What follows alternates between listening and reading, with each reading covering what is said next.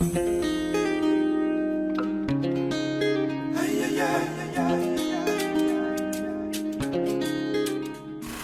yo, GS Twins, Alain, Malal, on est ensemble, ça bouge pas.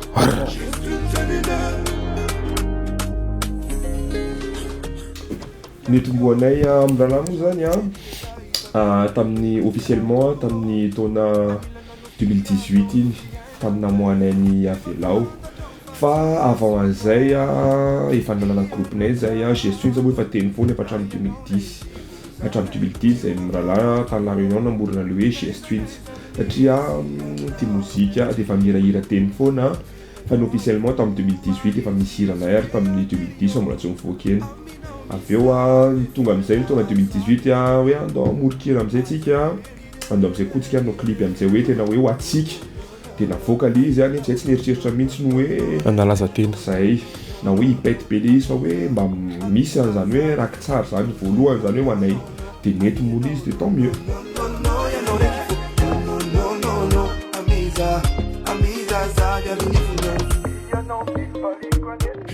Ny eto moa zay mbola amin'ny fanakaviana moa ny mozika ataonay eto an-tanindrazana dia zay zany mirattaché anay eto Madagasikara le fitiavanay Madagasikara koa ny tena hoe ny mirattaché anay eto ny fitiavanay amin'ny tanindrazanay. Zay sady zay koa gasy raha teo koa dia voilà ce qui nous rattache.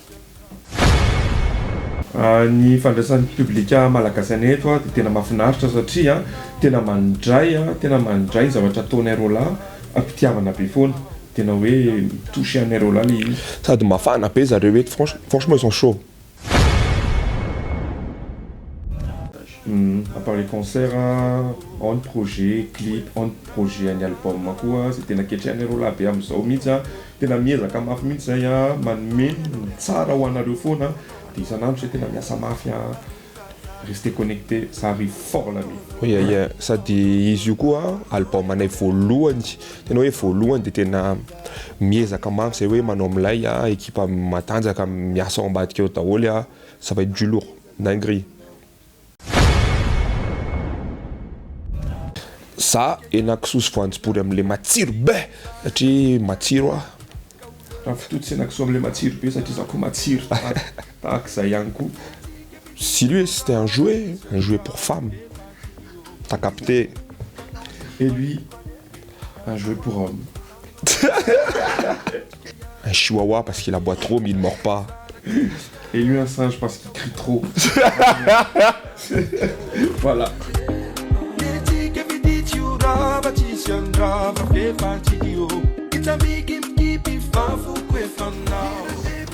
Le 1er juillet, manao concert zero là, amin'ny FM Analakely, manomboka amin'ny telo ora tolakandro.